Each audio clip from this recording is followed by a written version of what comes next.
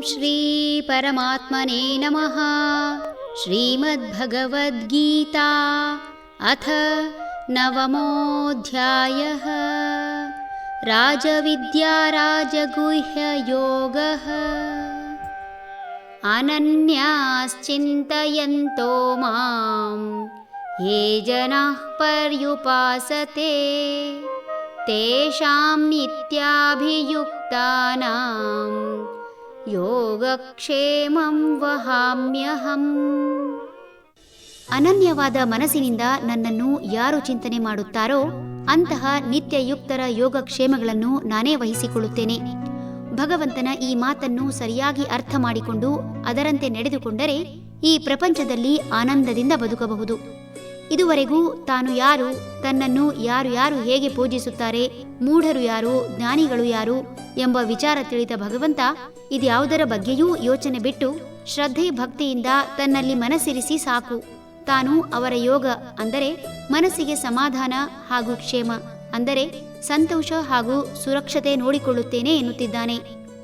ಹಿಂದೆ ಒಕ್ಕುಟುಂಬ ವ್ಯವಸ್ಥೆ ಇದ್ದಾಗ ಮನುಷ್ಯನಿಗಿದ್ದ ಶಾಂತಿ ಹಾಗೂ ನೆಮ್ಮದಿ ಇಂದು ಇಲ್ಲ. ಕೇವಲ ಹೊಟ್ಟೆ ಹಾಗೂ ಬಟ್ಟೆ ಬಿಟ್ಟರೆ ಬೇರಾವ ಸೌಕರ್ಯಗಳು ಕುಟುಂಬದಿಂದ ಸಿಗದಿದ್ದರೂ ಮನುಷ್ಯ ತನ್ನವರಲ್ಲಿ ಜಗಳವಾಡದೆ ಮನೆಯ ಹಿರಿಯರನ್ನು ದೇವರಂತೆ ಪೂಜಿಸುತ್ತಿದ್ದ, ಪ್ರೀತಿಯಿಂದ ಗೌರವ ಕೊಡುತ್ತಿದ್ದ.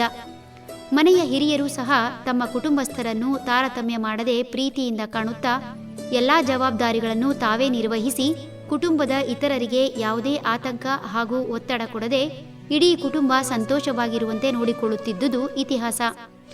ಕುಟುಂಬದಲ್ಲಿ ಬಹಳಷ್ಟು ಜನರಿದ್ದರೂ ಪರಸ್ಪರ ಸಹಾಯ ಸಹಕಾರ ಹಾಗೂ ಸಮಭಾವ ಆನಂದವಾಗಿರುತ್ತಿದ್ದುದನ್ನು ತಮ್ಮ ಬಾಲ್ಯದಲ್ಲಿ ಕಂಡವರು ಅನೇಕರಿದ್ದಾರೆ.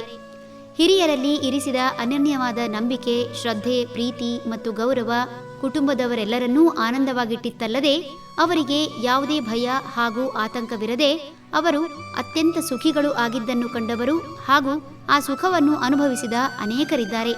ಆದರೆ ನಾನು ಎನ್ನುವ ಅಹಂಕಾರ ಎಲ್ಲರನ್ನೂ ದೂರ ಮಾಡಿ ಮನುಷ್ಯ ಒಂದಿಲ್ಲೊಂದು ಸಮಸ್ಯೆಯಿಂದ ಇಂದು ಮನಸ್ಸಿನ ಸ್ಥಿಮಿತ ಕಳೆದುಕೊಂಡು ಅನಾರೋಗ್ಯ ಅನುಭವಿಸುತ್ತಿರುವುದು ಕಾಣುವ ಸತ್ಯ.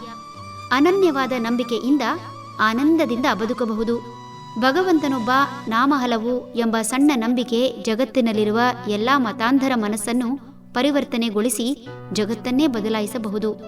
ಹರಿ ಓಂ ತತ್ಸತ್.